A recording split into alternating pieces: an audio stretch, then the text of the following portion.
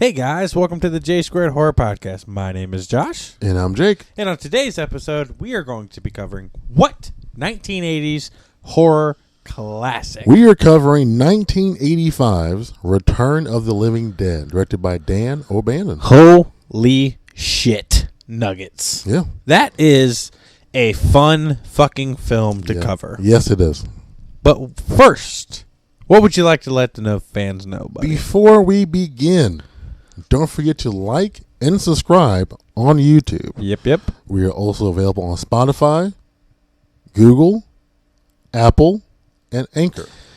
You can also find us on Instagram, J Squared Horror Podcast, Linktree in the bio. New episodes every Thursday. Ooh, I think we almost got that one. We almost did, yeah. That was cool. What did we find out today, though? What bit of information did we find out today? We are, in the United States, on Apple, ranked number 217. 217 on Apple Podcasts. On Apple Podcasts. Yeah. Dude, give me some nugs for that shit, dude. Man. That is fucking phenomenal. So to all you fans and all you subscribers and all you guys that listen to us every week, thank you. We are just two guys that like to get together to talk about different horror movies or horror themes. And we appreciate your guys' love and support through all of this. And big shout out to everyone listening on every platform, like Jake just mentioned. That is fucking phenomenal. Thank you guys so much. With that being said, this is an episode about Return of the Living Dead. And I am so fucking excited to talk about this movie. Why are you so excited? Dude, I've never seen this movie before. Me neither. Right? So, as big horror fans, and for me personally, I am a big fucking horror comedy fan if it's done right. Yeah, I know. Now, with that being said, Shaun of the Dead is like the creme de la creme. As you guys as fans know, we covered Shaun of the Dead before on a previous episode. Mm-hmm. Couldn't tell you what number tonight, but Return of the Living Dead, 1985, I always want to say 6, is a fucking phenomenal entry. Yes, it is. Into the J Squared Horror Podcast. Now, obviously, we cover everything across the board. We'll cover serious. We'll cover deep. We'll cover fucking surface level slasher. But the fact that we get to cover another horror comedy that is this fucking good blows my mind. Yeah. This is, other than Shaun of the Dead, one of the best zombie movies of all time. Because what was the other zombie movie we covered? We covered the remake of Night of the Living Dead. Yeah, which is a phenomenally good film. It's okay. It's good. You know, I won't hate it. But after watching Return of the Living Dead, I kind of changed my perspective on zombie films. Yeah, I'm not a big zombie film guy. You're not. But that's probably why I haven't seen it before. But I definitely enjoyed it. I think a few things. So Dan O'Bannon, director of the film. Yeah. You know what movie he also helped write? No idea. Alien. Get the fuck out of here. Yeah. How? What? Yeah. Alien? Alien. The quintessential, if not one of the untouchable horror films? Yeah. With the most successful final girl of all time? He wrote that? He did. This movie, if there's one bit that I want to get out in this entire podcast, it is this. This is, from start to finish, the most explained zombie horror film of all time. And I love that. So I like that it explains why it's happening. Yes. Also, the fact that it touches on Night of the Living Dead. Yes. They talk about that movie in this movie. Yeah, the fact that it was based on real events. It was. And when this movie starts, it's like, this is real. Yeah. Like, nothing has been changed, which I thought was really funny. Yeah. It was like nothing has. I think that plays into the comedy aspect. Yeah. But it's like the names, the story, everything's legit. But the fact that you have a government operation gone south, product got lost, got sent to a medical supply facility, 2 employees fuck around and find out what that fucking shit can do. Not to sound super illiterate there, but we'll take it. But it like zombie movies are usually like, yeah, this is like a fucking, it's like a disease, it's like a this, it's like a that. Like most of the time you just kind of like let it happen. Yeah. You know, like Shaun of the Dead, it's just like you see the guy kind of off in the distance where he like eats a bird, and you're just like, oh, people are kind of going crazy. And then it's like, boom, zombie apocalypse. Yeah. In my opinion, and you guys can probably, any type of like super zombie horror fans out there can probably correct me on this if you so choose. Let me know in the comment section. But I honestly feel, in my personal opinion, that this movie explains what the fuck happens the best out of any zombie movie I've ever personally watched. You think so? I do. Because it has the crazy tanks that they go down and check out, the mist that comes out of that, and then the zombies. Like, okay, so you got the mist, you got the guys that passed out, you got the people in the graveyard. Like, that's cool. I appreciate all of that. But when they cremate that corpse that was fed through the ductwork, the chemical, they burn that goes out of the chimney, and then it starts to fucking rain. It makes sense. Yeah, how everything makes sense. Yeah.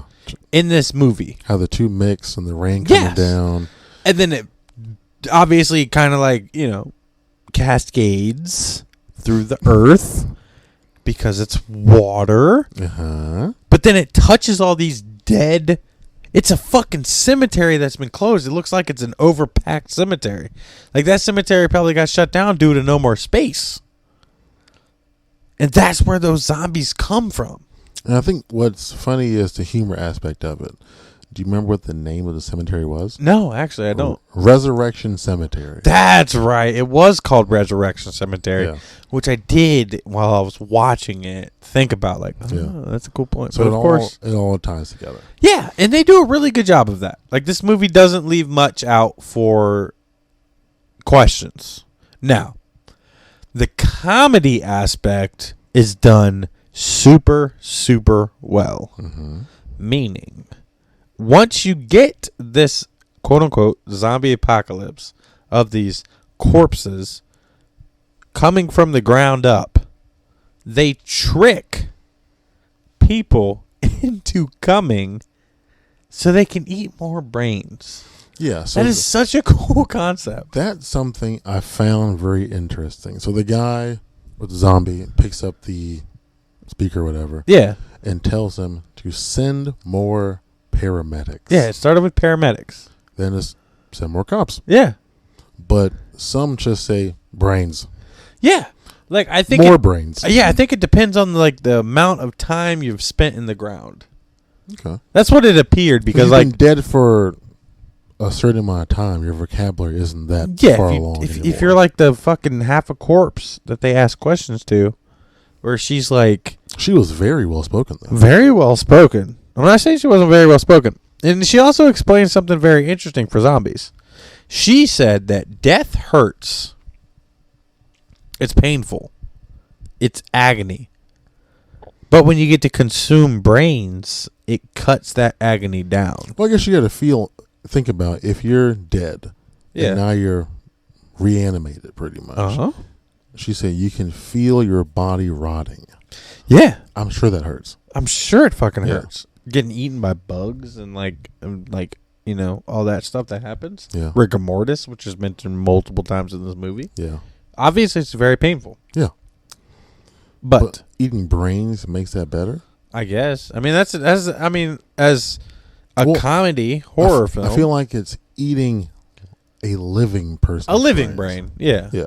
It like gives you that relief. Yeah, because if not, you could literally eat each other. Yeah. It's got to be a living brain. Yeah. Which makes me think when the two guys in the beginning pass out from the gas. Yeah. They died. Yeah, they died. Right then and there. I honestly think they died when they, like, before they woke up. Yeah, then after laying but there then for they a were while. reanimated. They were reanimated, Yeah. Because you find out when the first set of paramedics arrive on scene, after they do their diagnosis, they find out that they're dead. But they're like, we can't say you're dead. But on paper, you're dead. Yeah. Which is like, wouldn't you just say they're dead? But they're like, but you guys are like talking. Well, yeah, because they had no pulse. No pulse. No heartbeat. They were room temperature. And cold. Yeah. Yeah. So they're like 72 degrees. So you're dead. You're dead. But we can't say you're dead because you're talking to us. And the one that plays the younger guy is from which horror franchise? That is Tom Matthews from Friday the 13th, Part 6. Yeah. So he was a really good actor in this movie. Yeah, I agree. There were really no bad actors or actresses. Like, you didn't have to go above and beyond for this movie.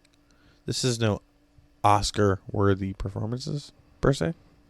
And plus, the two of them, they play off each other so well. The older guy and him? Yeah. Yeah. Dude. What a good chemistry. They're great. Also, it was really cool because when they both officially turned, the younger one is like hungry, and the other one just submits himself to the fire. Yeah. So like, Which I think is the noble thing to do. I think they had like, because obviously these zombies can think for themselves based on what they were before. Wouldn't you say? No. What do you mean? Based on what they were before? Yeah. No, I don't think so. I do. Why? Because of those two. Those are just two people. Yes, but also. Actually, one person technically. Those two people. Only one just threw himself in the fire. The other one just went to the normal thing and wanted brains. Yeah, animalistic, young, hungry, But they were like older. Drive. There were tons of older zombies who just wanted to eat brains. They can't all have been just like bloodthirsty there in their past life. But you also get the girl that was turned, who could seduce men very easily, and it seemed like she was able to eat a bunch of people. Okay, so two people then.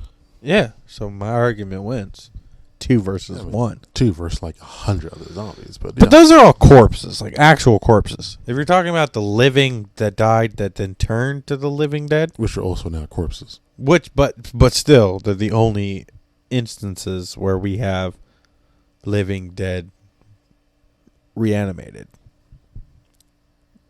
They're all living dead reanimated. Yeah, but to be alive and then dead. Yeah, they all were alive. Now they're dead. At some fucking point, Jake, they were alive. Yeah. But they've been also buried in the fucking ground. Okay. The ones that got turned from this, like from living dead, alive again. Okay. 2 versus 1. Uh-huh. I think I win that argument. Okay. That's all.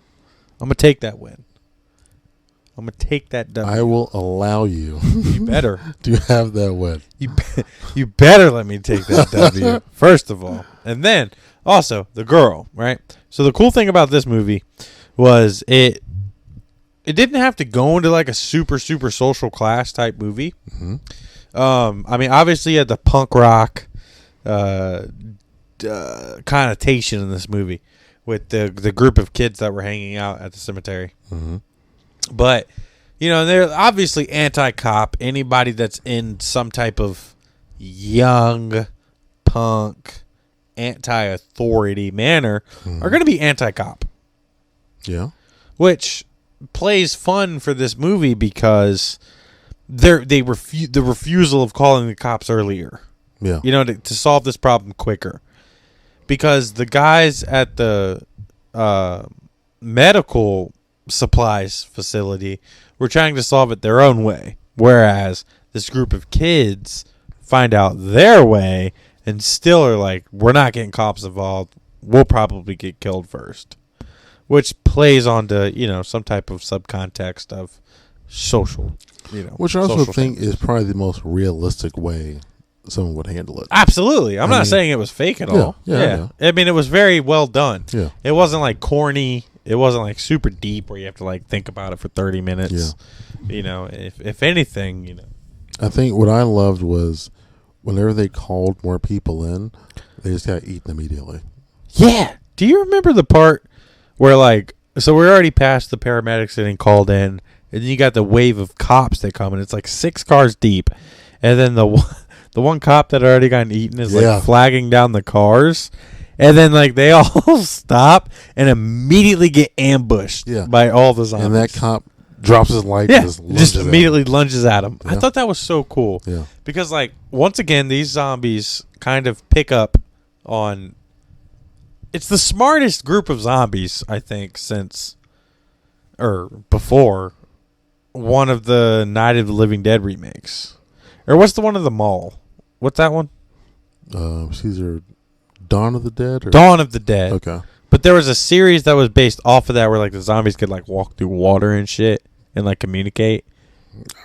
Yeah, there was this main bald black zombie that was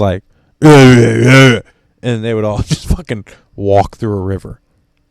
Seriously, it was fucking insane. Okay. But I think this movie spawned a potential of generation of smart zombies. See, I like that these zombies are different, that, going for their brain doesn't kill them. Yeah. Or chopping their heads off. So what killed these zombies? Burning them to nothing? I think so. Is that the only thing that technically won? Yeah. Because when they have that cadaver that's hanging up and it comes through out the freezer, first of all, the fact that beelines to the one guy. Oh, yeah. Hilarious. Yeah, the guy that wasn't even, he didn't even want to, he was off work. That they called him and said, hey, okay, well, I'll help, but you be here. Yeah, you be here. You do this. Just, when it opens, you guys spring into action. Failed. It was like, nope, come for you.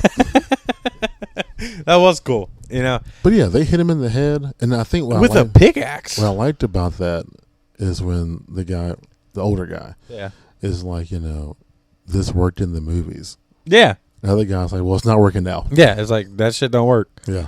And they chopped him up, and it was still wiggling all around. Yeah. Yeah, I think the only thing that could ultimately defeat these zombies was incineration. To blow up the entire city. But didn't work because it rained again. Damn rain. It's the smoke and the rain that ultimately is the demise. Which is crazy to me. It seemed like such a simple concept. Yeah. But it works well. But then, you have the, I don't know, general, whatever you want to call him, who knows that these certain things are missing. His one job as a government official is to find them. Once it's confirmed that they're found and confirmed what's going on, he just bombs it, which is the easiest perfect way sense to do it. Yeah. I'm not saying that guy didn't make sense. And because nobody in this entire movie picked up on what caused the zombies from the graveyard to reanimate, which was a very cool part for me. What do you mean? Nobody once picked up on the fact that we smoked this zombie, we cooked him, it went out the chimney chute, and it started raining with the combination of gas and rain and how that shit fucking combines at some point, falls down, turns the corpses in the ground into reanimated corpses. Nobody once picked up on that. See, so you couldn't warn the general guy that this was even a possibility. The only thing I don't like about that is, so now I have to believe that the rain fell, and is soaked through the soil, obviously, through the grass, through 6 feet down, typically, through a coffin, and got to the bodies. Yeah, I don't believe that. How? How? Because, shit cracks and breaks, and water easily finds the path of least resistance. That's just like how to get to that cadaver in that freezer. Like, that was It showed. It was the gas through the ductwork. Yeah, but it's in a bag. It's not sealed perfectly. I'm pretty sure it was sealed tight. No, it's not sealed perfectly. It's just bagged up corpse. I'm not a corpse expert, but I'd imagine there was a gap somewhere in there. I suppose. The only thing that, like, I could pick apart from this movie is how smart the zombies were, which was the comedy aspect. They were very smart. It's the smartest group of zombies you ever met. The fact that they can hide and then... Yeah, they can, like, plan attacks. As a group. Yeah. Spring into action. Yeah. That's the only part that didn't make 100% sense to me. But because I walked into this movie knowing that it was a horror comedy, none of that really matters. Those zombies are vicious, though. Yeah, I will say this. So the other thing I wanted to say, though, is like, do the bites turn people? Yeah. But what about the dude that gets bit in the forehead that just is laying on the ground for the rest of the movie? Why does he never turn? Because he would have been a great zombie. He's big. He's tough. He's smart. Well, he's not. Yeah, I don't know. Because everyone else, besides another guy too, but if they bit you. What the hell was his name? It turns you. I don't know. I don't know either. But any other zombie movie, that guy's turning. 100%. Yeah. But he was just like, even when they went back, 30 minutes later, however long it was, hour later, he was just laying on the floor still. And then the one from the bucket thing, the vat, was brains. Yeah, the Tarman. Tarman. Thank you. That's the word I was looking for. He was good. He was also smart too. How did you feel about the makeup and the effects in this movie? He looked just so wet the entire time. Loved it. Tarman. Loved it. Tarman is great, but the rest, I mean, honestly, even the zombies, even the brain eating, like all that stuff, even the corpses found with the brains leaking out, like honestly, for 1985, it was solid. I agree.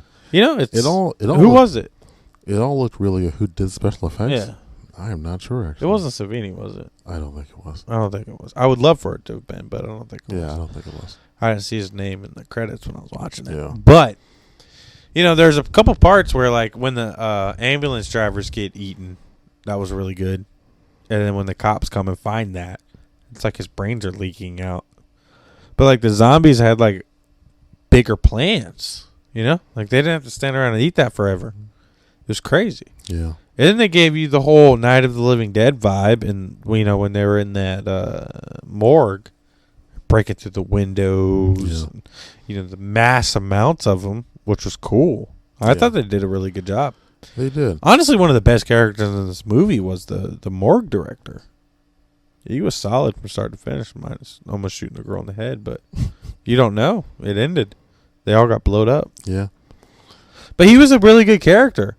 I mean, you have random guys show up. Not random. One of the guys he knew, but two random guys show up and be like, yo, we need to cremate these feral muskrats or whatever it was. Feral weasels.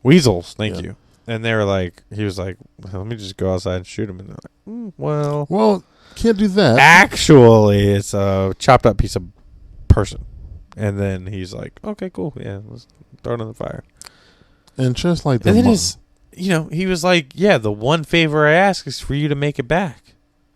He was a great fucking character. Yeah, he was good. And his plan to get in the attic, it's, very Night of the Living Dead-esque, but it works. Because that was Homeboy's plan in Night of the Living Dead. Yeah. I think it's interesting how, because I know George A. Romero. Yeah. Night of the Living Dead. And I can't remember the other guy's name who, helped, write it or whatever. Yeah, I can't either. They, when they split, they were like, George A. Romero said, well, I'm going to use Of the Dead. Yeah. And you can use Night of the Living Dead. Or Of the Living Dead. Oh, okay.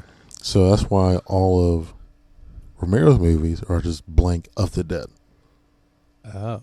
The other Diary of the Dead is one of my favorites. Diary of the Dead, Dawn of the Dead, Day of the Dead. Holy shit. Another guy, his movies say of the living dead. So Return of the Living Dead. Return of the Living Dead? Yeah. Return of the Living Dead Part 2? Does it Part 3? Does it Part 4? Holy shit. Yeah. Which I think is pretty cool that he's still allowed him to use the name and a lot of the same elements of the original movie. Oh, yeah. Like what you said with the whole scene where they're coming to the doors, whatever. Yeah. But he takes the zombies to another level. Yeah, it's a whole nother level as far as the smartness, for sure. Yeah. Not necessarily the strength or the mass or anything like that, but the smartness and the ability to do that. You know, it's very Night of the Living Dead-esque. So how do you feel about two guys when they hit the tank, the smoke comes out, and just the whole process that they go through? I thought that was very interesting because I didn't personally foresee that happening. Obviously, throughout the movie, you see the makeup get paler and paler. Yeah. Right? So if you're half smart, you would probably pick up on that, but I'm not. Like something's happening. Yeah, I'm not. I'm not that smart. I just thought they weren't feeling very good.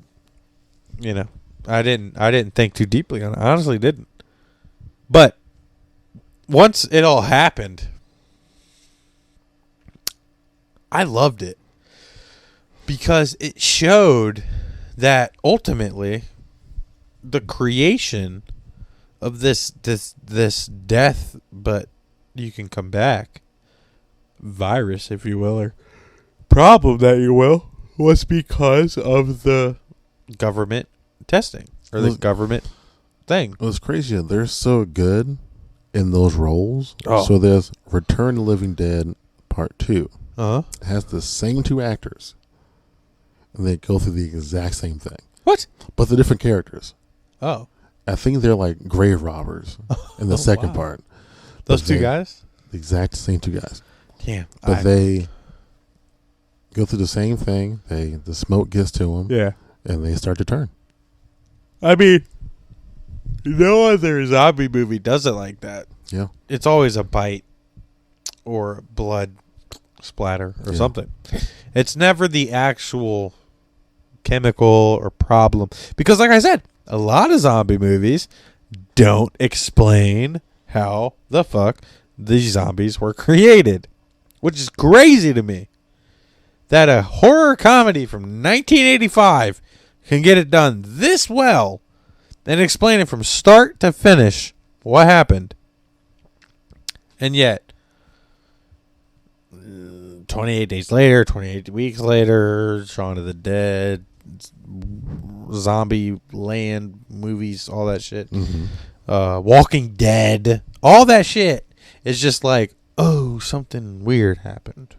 This one legitimately said, oh, fuck. This was some government experiment gone wrong. They lost these canisters or whatever they were of bodies that these two buffoons released. And then the rain caused what happened originally. But then when they try to wipe out the entire problem, guess what? It obviously with bombing of an area of a nuclear extent, there's going to be a gas that comes up. And guess what? It was raining again. So to me, at the end of this movie, everyone in the entire world dies. No one survives. I don't think the entire world. The entire world. Well, it doesn't rain at the same time. Yeah, but the number of those types of zombies with the smartness they have, it's over. I think what I liked is certain zombies can run. Some can just walk. Like the Tar Man moves like super slow. Yeah. They did George A. Romero-esque zombies very well. Yeah. But then in later scenes, the zombies are like full like sprinting. Yeah. So it's like, holy shit. There were some definitely young ones. And then you got the whole redhead naked chick. Yeah. She created past the barrier zombies. That was all her. She created all that. That eventually got all the cops and stuff. But it was still cool because, like, I mean, it's foreshadowing. But they were like, she's like, I'm terrified to die or whatever it was. And she's like, a bunch of old men ripping at me or whatever. And then that's how she goes out. That's how she would think she would die. A bunch of old men eating her. Yeah. And I thought, all right. That's how you're going to die. That's cool. That's how she died. That's very interesting that she would think that. And the other interesting part of that was like, I talked to you about this earlier, but the prosthetics that they chose to choose for her were like super cool. I mean, she was all whited out. She had the red hair. It popped very well. She's still naked. But they chose to go with like a elongated jaw. But I wonder why. Because you never really get to see a slower shot or like a still shot of her. Yeah. She's very quick as her zombie self. Yeah, it's super quick. Yeah. They don't mess around with wasting too much time on that. Which at the end of the day, hats off to you. It worked. I mean, I'm not complaining about it. I mean, I love, prosthetics and real makeup, but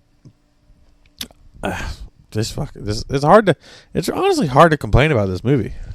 Yeah, I tried. I honestly did. Yeah, from beginning to end, it's very good, and just knowing like some of the backstory of certain aspects of the movie.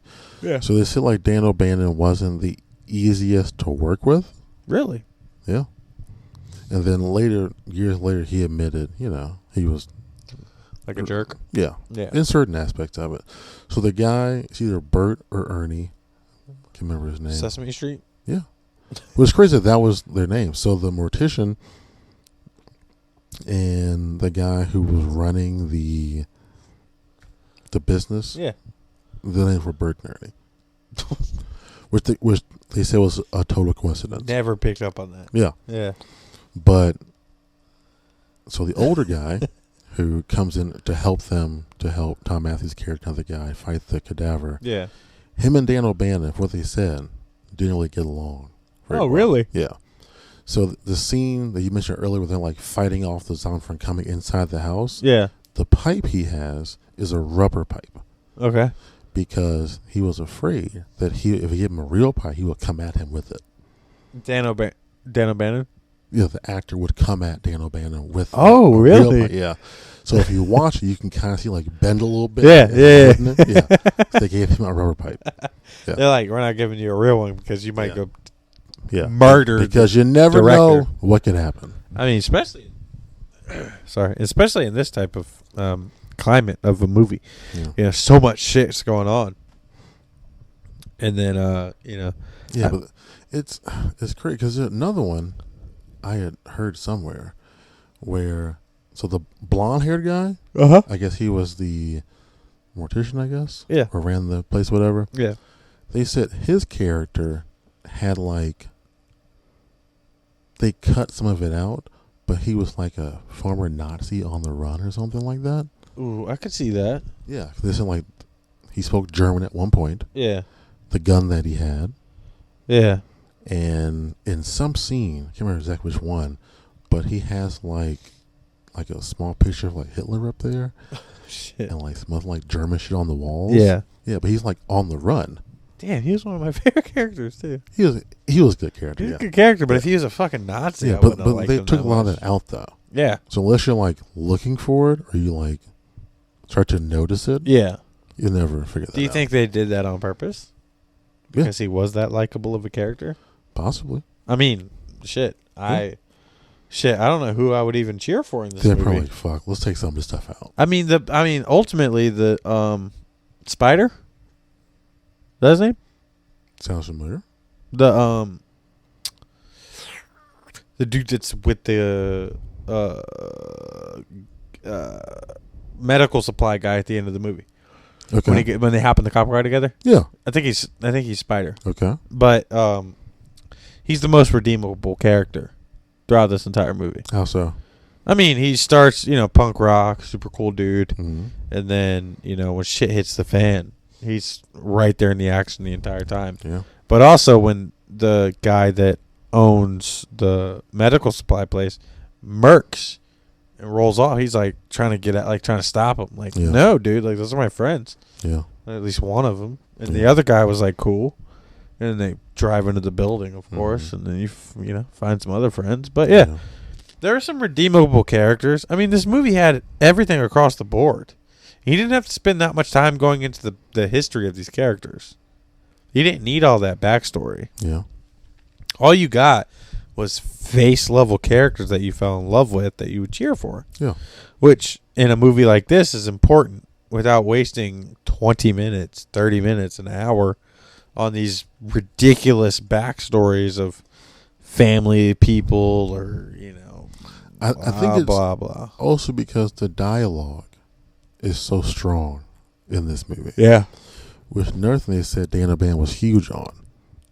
I can see that. He was big on every line that was spoken was meant to be spoken. Yeah. Yeah. It all mattered to the movie. Everything mattered, so you have to get it right. Yeah. You have to film however long it takes to get every single line in because it means something. I can see that. I mean, after what I just said, it makes sense. Yeah. It's a phenomenal film. And it's a horror comedy. Yeah. Like, imagine if you took the comedy aspect out. It would still rank right up there with the top zombie movies of all time. Yeah, I feel like it would. Even with the comedy aspect, it still ranks, yeah, in my now opinion, of top zombie movies of all time. I definitely prefer this over a lot of George A. Romero zombie movies. It sucks to say because I based so much of my fandom for many years of my life. Once I got into horror, like I mentioned on the podcast, I was, 13, 14, 15 years old, however old I was. Obviously, I started with, Carpenter, Halloween, all the cliches that people would expect you to be into. But anybody that knew me in that age group knew that I was a very, very, very, very, very, very big zombie fan. Original Walking Dead, the Walking Dead graphic novels, George A. Romero, Diary of the Dead. Those movies kind of took a shit. Then he went on that little spell of a couple others where it's just like, hey, George, just because you don't have the budget doesn't mean you got to make shitty movies, bud. Some of the storylines were shit, some of the acting was shit, and then unfortunately, but fortunately, this was the first time I'd ever seen this movie. I hate admitting that, but it's now on the mic for you guys to joke and laugh at me all you want. Return of the Living Dead I just watched for the first time last night at around 10 p.m. So it's very fresh in my head. Like I said, I based a lot of my fandom of zombies off of George A. Romero. But now that I've gotten to witness this movie, I very much agree with what you just said. It is a lot better than some of George A. Romero's work. And Tom Savini's remake of Night of the Living Dead. We did an episode on it. If you guys haven't heard it yet, go check it out and then come back to this one. That's cool. I honestly feel like this is a superior zombie movie, even without the comedy aspect. I agree. If you pluck just like Shaun of the Dead, I mentioned this in the Shaun of the Dead episode. If you pluck out the comedy aspect, these are Shaun of the Dead and Return of the Living Dead are very good zombie movies. Yeah, you don't need it. It's very fun that you added it. But it's very amusing to me and very entertaining to me and very surprising to me that you can do both that well. Yeah. And it hats off to the writers, hats off to the actors and actresses that are a part of it. It's crazy to me that you can create such great zombie movies with so much humor. Yeah. I don't know if there's any other genre of horror. Obviously there's a lot of subgenres of horror that are out there that you can do a comedy aspect and do this well. Yeah, I agree. And I think Return of the Living Dead kind of proved that to me. Yeah. And it's crazy to think, as you fans know, as you know, as my friend, Shaun of the Dead's like creme de la creme, but fuck. If Return of the Living Dead did not blow my socks off yesterday. It is a good movie. I don't know how many times you've seen it, but one. This was your first time too. Yeah. Crazy. I had known of it. I too. I mean, everyone knows like the Tar Man, the Tar Man, brains, all that shit. Everyone knows that, but I always thought it looked like a super stupid movie. Like, no offense to the creators, but whenever you watch clips of this movie, taken out of context, this movie looks fucking stupid. Yeah. The Tar Man looks fucking stupid. It does. Tell me I'm wrong. It doesn't look stupid. It does. You think so? Yes. out of context, Jake. Out of context. I don't think even out of context it looks stupid. But. And then the girl with her boobs out, like red hair, all white, with elongated jaw. We watch other podcasts and other. We don't consider ourselves a review podcast here, but you get roped into what you get roped into. We've watched some other podcasts like Dead. What is it? Dead Bath and Beyond. Bloodbath and Beyond. Yeah. Shit, can't even tell you the name. They did an episode on this one, which was interesting. Well, now we got a name for a new podcast, Dead Bath and Beyond. Maybe we should start one. The Bloodbath and Beyond did an episode on this that we watched 6 months ago now. Yeah. And even then, I in my head, I thought I'd seen more than I had, but honestly, I hadn't. And that's why we don't do reviews. We do conversations. Yeah. Because I think it's a lot more fun, a lot more interesting. I agree. All right, buddy. So on a scale of 1 to 10, 1 being, George A. Romero, and 10 being that's fucked up. No, I'm just kidding. All right, on a scale of 1 to 10, what would you rate Return of the Living Dead, bud? 7.5. Nice. What about you? That's a high ranking for a zombie movie for you. Yeah, it is. Honestly, I would probably go like 8.2, 8.5 ish. Okay. I'd probably probably an 8.5.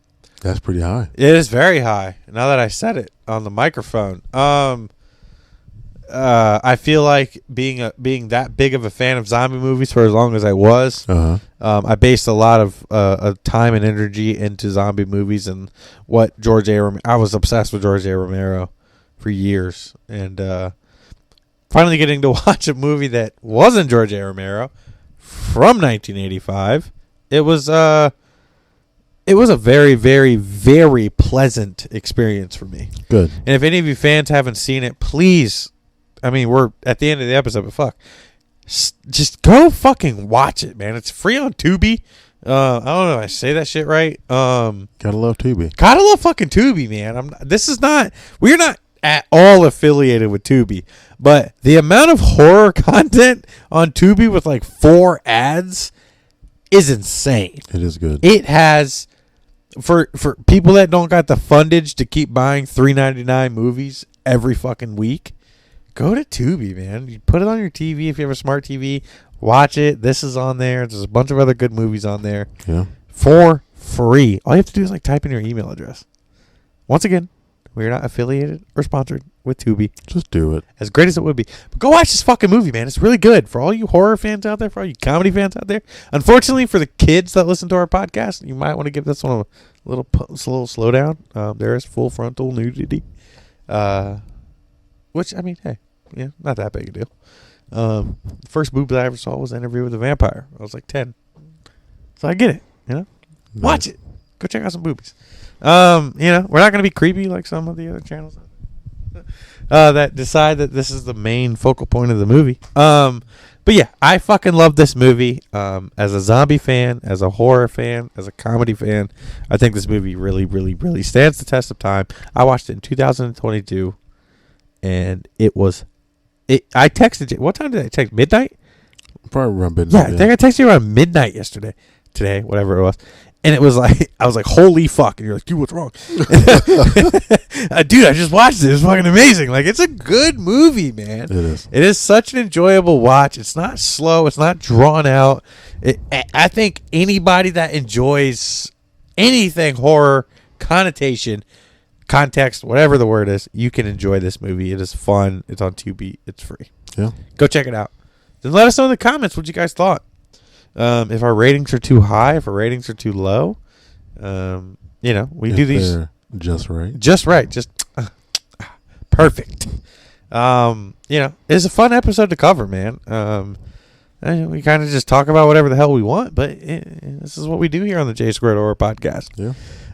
As always, big shout out to our supporters, Jeff Balance, who does our design work.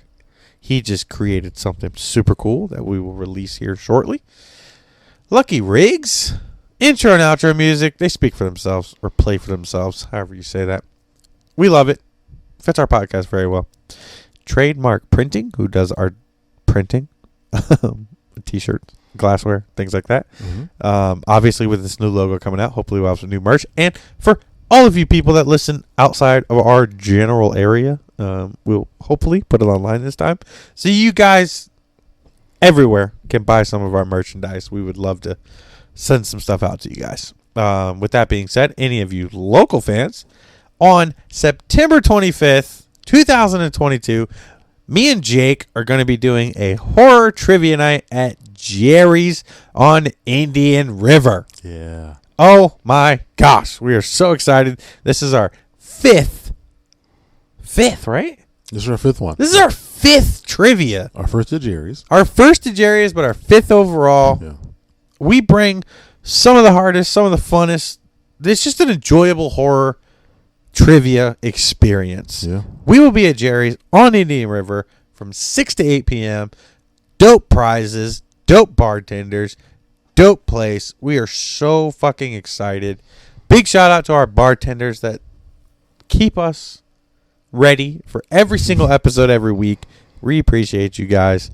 We are very, very, very excited. So any of you guys that are local, Jerry's on Indian River, find them on Facebook, like, share, comment. We are very excited to be doing a trivia night there. Yeah, no other real events coming up quite yet.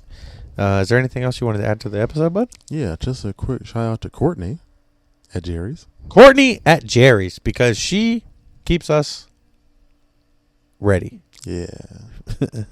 Most appropriate thing to say. Yeah. Courtney is a big fan of the podcast, which is great. I mean, we've had other bartenders that we've like told about the podcast, but she like will call us on our shit and she'll like talk to us. Yeah. It's awesome. It is. That's what we want. Like, yeah. When we tell you guys to comment, like, we want y'all's feedback. Yeah, so like, comment. We want to argue. Jake is he's what's that thing called that you did in high school? What's that shit called? No idea. Where they like argue? Debate? Yeah, Jake's a big debater over here. We call him the debate king. I mean, you can if you want to. I don't think we do, but just sure. Come at Jake every week for everything. I know you guys agree with everything that I say every week. I know.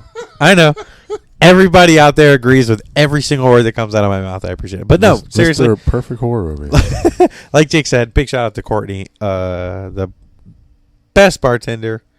Awesome. Is that it? That is all. All right, guys. Thank you so much for checking us out.